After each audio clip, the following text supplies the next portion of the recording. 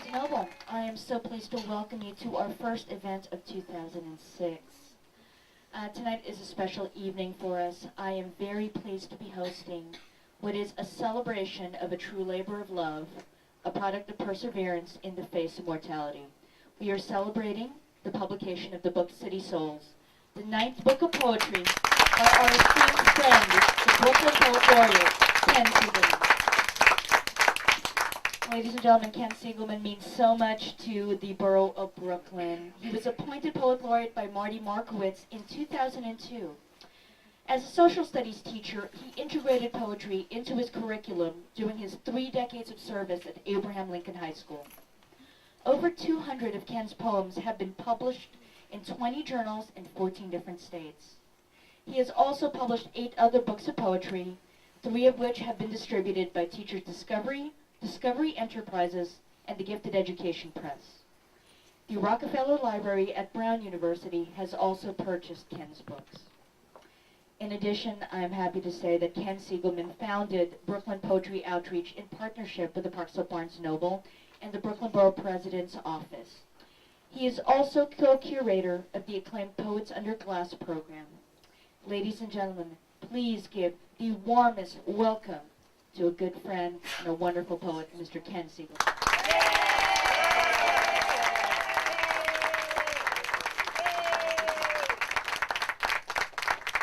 Several months ago when I heard that the book signing for City Souls would be on January 12th, those of you who know me can believe I was convinced that it would be the beginning, middle, or the end of a New York City blizzard. So much for negative premonitions. I want to thank all of you for coming this evening and sharing my reading a few select poems from City Souls. This poem is highly autobiographical, and it portrays my Brooklyn community, felt and seen decades before I took to writing poetry. Bensonhurst. Like many in these fig tree yards, he tended an ungiving vegetable garden, with shovels of measured spilling cow manure, cascaded wood stick Barros lattice ox, castled for grapevines, as if raising an ancient goblet in a toast to the memories of Italy in a grandma fire escape song from a century ago in the Lower East Side.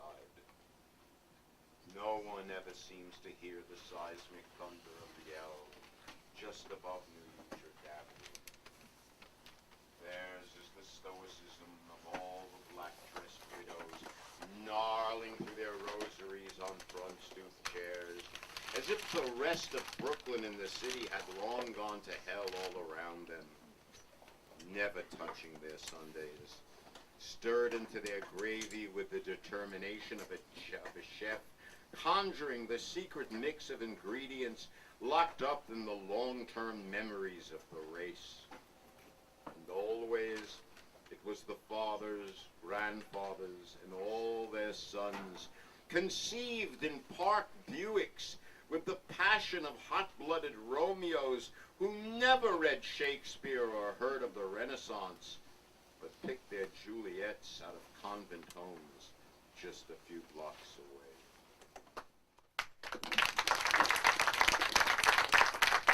We're often very proud of our high-tech urban Western societies, which do afford us greater personal freedom and inventiveness. This poem, on the other hand, deals with the seldom seen side of progress. City Souls. Shaman in Korea marry the souls of single men to single women who die only days apart of one another. Everyone understands, because loneliness at any level is the greatest cruelty of all. We brush against each other at the theater and in trains and buses, scurrying to our apartment floors with city poker faces we hope will hide the fear and disappointment. Sometimes we remember faces, fashion, statements, and even idiosyncrasies as the minutiae of the moment. The fleeting, futile photographer we cast out like the morning fisherman's first few throws to wake the sea into familiarity. She lived here for as long as we remember. She always got the Sunday paper early. She wore long beige gloves. We thought we heard some screams, but who could tell right off the avenue? No one claimed her remains, and no one was arrested for the murder. She went off to Potter's Field as if she hadn't lived at all. And we have no shaman here to wed her soul in the company of another. No way to make her more in death than when she was alive.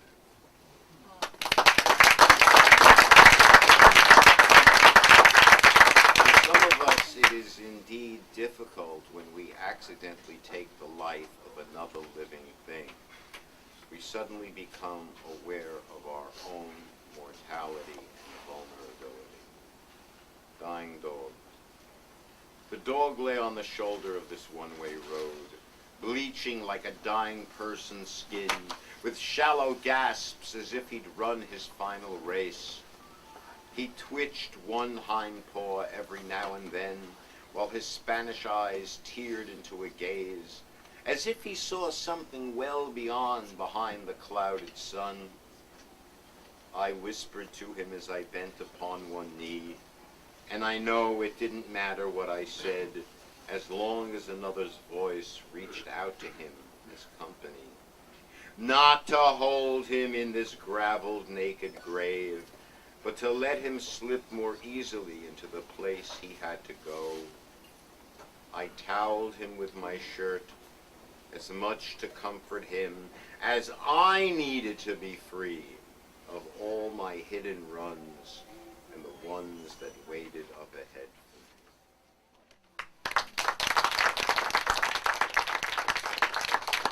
This poem deals with the anomaly of my father, whose self-proclaimed love of poetry was strangely out of place in his home. Longfellow in Brooklyn. There was no poetry in my father's house, just raking in the fall and shoveling in winter, and those of us who feared to fail at anything. Mother aired the bedding cold as death, and scraped the tiles of any memory that we had showered and left it wet. She dusted everything away which makes a house a home. And strangeness met us at the door, though no one understood. And when Father read from Hiawatha, I wondered what he really saw behind the words, but no one ever asked him. There was no poetry in my father's home.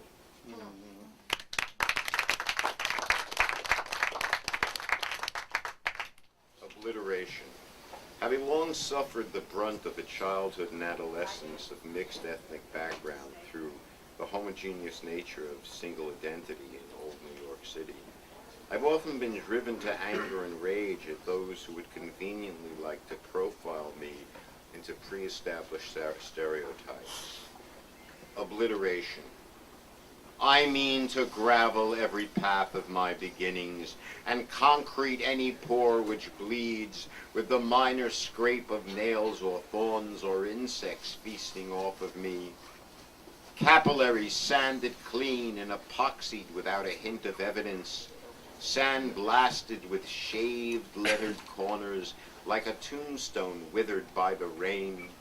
Perplexing to the scrutiny of those who venture past my epitaph, a stumbling block for jaded biographers, suited in unchallenged roots, who etch to make their mark on those like me, to fill their published works like carrion pinstering flesh from bone, as they attempt to fathom every vein and artery God has taken from me at my final breath, before the first fly larvas on my skin.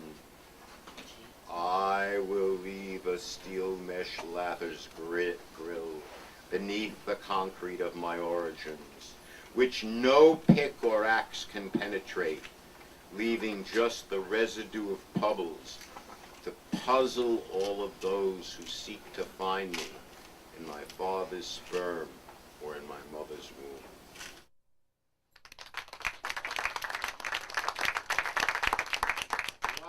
Lockaway Lullaby is a nostalgic poem of a place locked in time when New Yorkers rented bungalows by the sea. Rockaway Lullaby. I think of all the unwashed dogs leashed on cords by white-shirt men with bulging guts who walk the streets of Rockaway between the ocean and the bay.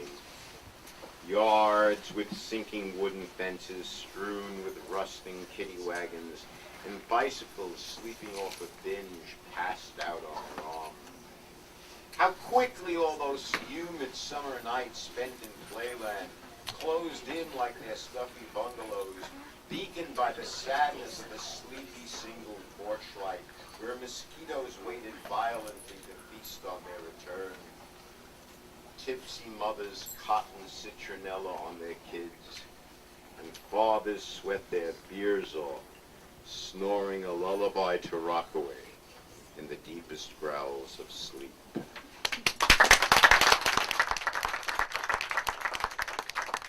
Circling Elephants is an attempt to peer beneath the commonplace values of norms to examine a different reality. Circling Elephants. This winding southern trail looms the anonymity of a tree or two left standing just to decorate the road, like a poor man's Christmas tree, where all the holes are filled with tufts of tinsel.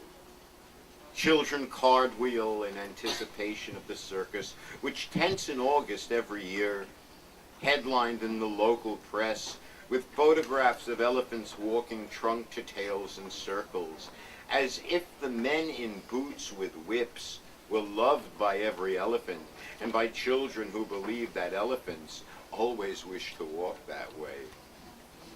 A passing hearse florals with a full month's wage and slows like some old wagon train moving through the snow.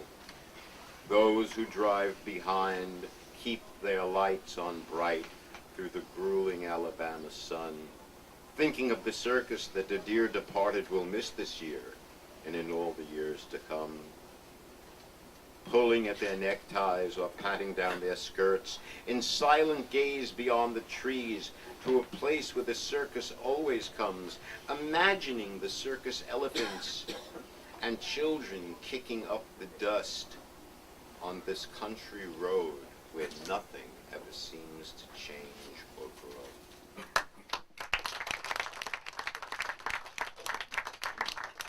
Stuck in a Blizzard explores both the fears and liberation of meeting one's end inside the pristine climate of midwinter.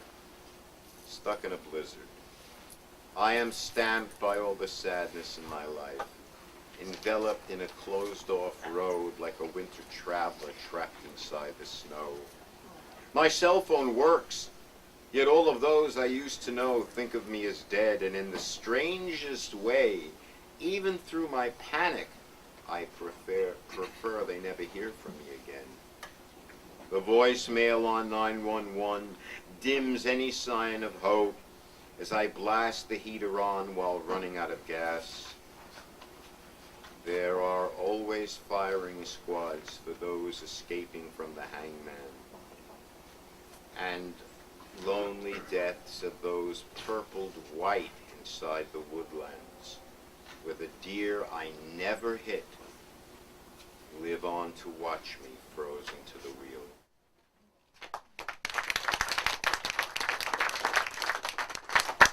Sometimes the least significant things take on a greater meaning in our lives which we don't recognize until years later. Goldfish. There was that Coney Island goldfish swimming in my memories, lapped on a crowded weekend train, back to my apartment where nothing seemed to stay alive for long, spilled into a tiny bowl and pushed into a crowded corner of a room, beyond the hesitating blades of light, dimmed by brown Venetian blinds where everything froze into a winter half-sleep, irrespective of the season of the year.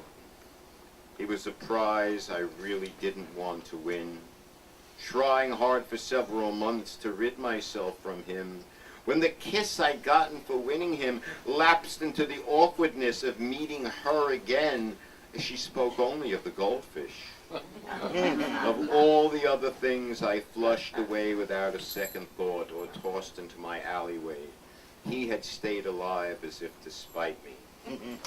This living thing I never named and hardly ever fed swam in circles through the years in a bowl inside.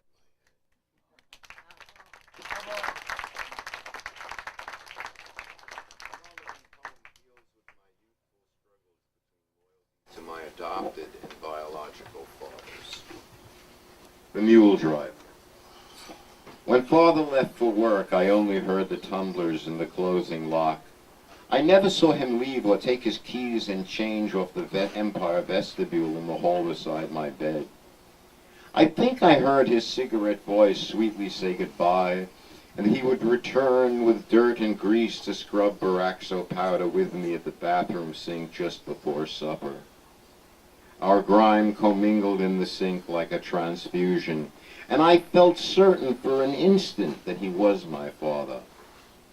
Many other times I sensed as though I lived with the same shudder of surprise that people in the 1950s felt before winter forecasts became more than simple guesswork. I would wake to find them cordial but remote. Cemetery eyes casting the awful feeling children have when they know never to ask why. In some street game lost inside my memory, I learned to love myself for simply being there, listening to the kids call my name the way I wish they had. I pressed my father to tell me more about the driver on the 20-mule team borax can, and when he realized where I was heading, he toweled and left me at the sink next to all the ghosts I learned to sleep with on weekday mornings when he left for work without recalling what he looked like standing there or what he might have left unsaid in the shadows of the vestibule and cedar-smelling drawers. And when I washed for school, I used the Boraxo soap just to tell the mule team driver that I hadn't given up.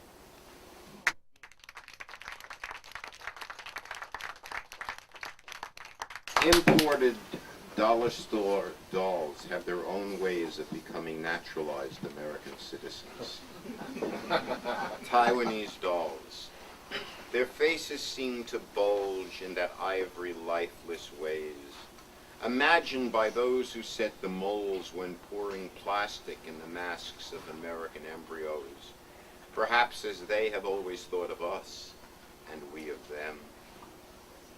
Pursed lips and wide-eyed with bewilderment, like lashless infants who will never speak. Their foster stay in our families finds them wedged inside the armpits of our toddlers, or grasped and dragged by their synthetic hair, stretched on high-stitched foreheads and tortured into sleep. At month's end, they seem worn into lazy, lidded imbecility, with that half-closed, drunken look of uncomfortability which lands them on the trash. There the wind on New Year's Day boweries them while waiting its recyclables to mulch them into landfills where they become Americans at last.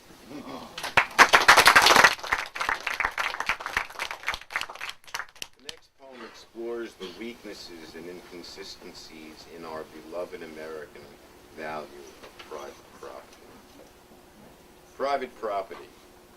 The man who stood alone and free on a mountaintop in Tennessee named the mountain for his family, as if the Indian burial grounds were invisible in every thicket he passed through daily hunting game. He carved the forest with his axe in a clearing all around the house he built, to better see whoever might advance on him. In his loneliness, he came to see his rifles as a guarantee that other men would stay away or detour miles around to find a mountain of their own. His cabin steamed in summer in its shadeless clearing, so he took to camping out all day and night, but worried if some passing pilgrim or Indian would occupy his empty home while he was away. He fenced his property all around, but found that deer grew scarce inside his little kingdom. So he branded them as his inside his mind and tracked them yards outside his fence, where another mountain king shot him through the head with trespassing on private property.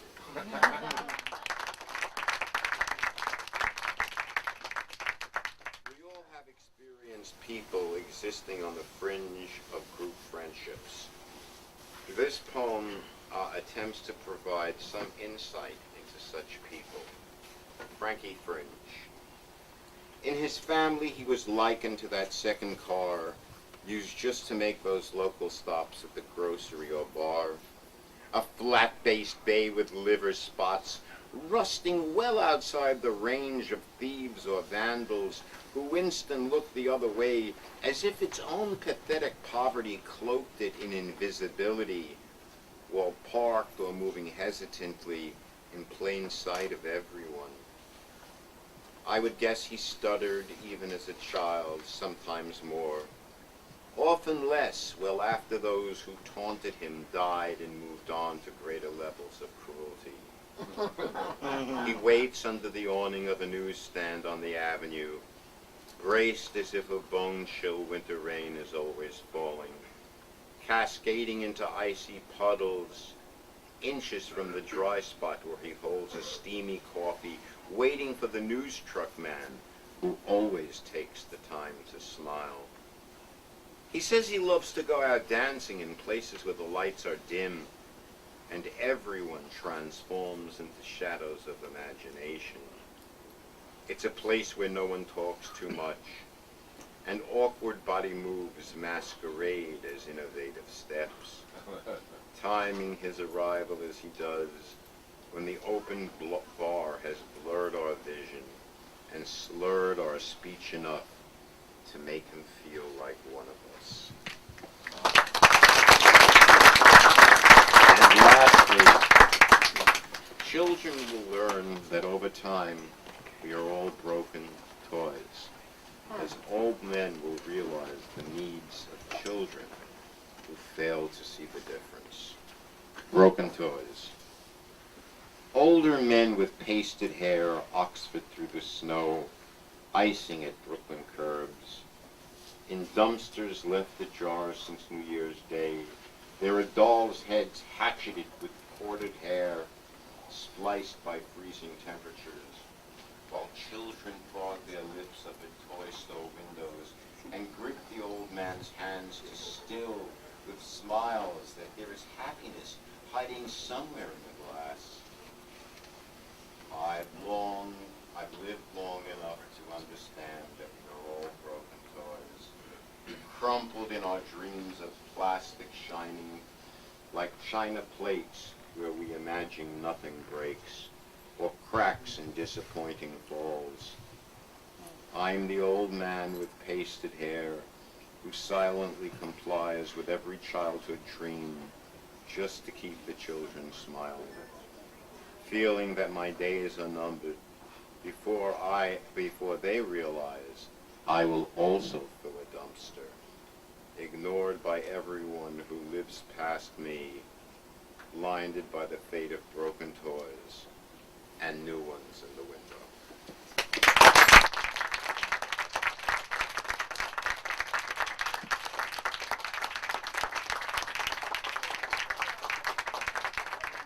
Do we have any questions for Mr. Siegelman? How were you able to choose the subjects that you choose? How do you come to the things that you write? It's a good question. I'm not certain that I begin by thinking about the question per se. I think that a poet, after a period of time, begins to dig more deeply into oneself. Over the years, I mean, you've been writing for how long now? 84. 84 years you've been writing? Since 1984. Well, since 1980. I've been published. You look very good for 84. Since 1984. Okay.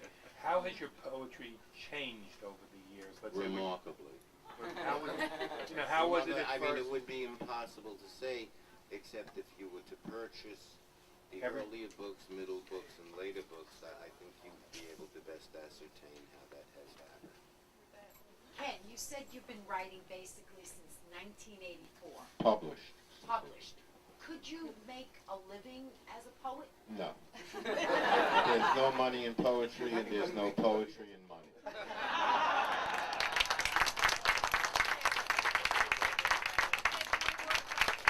And ladies and gentlemen, once again, I'd like to thank you so much for coming out tonight to celebrate this special evening Thank you. with Ken Siegelman. Once again, let's give him a warm round of applause.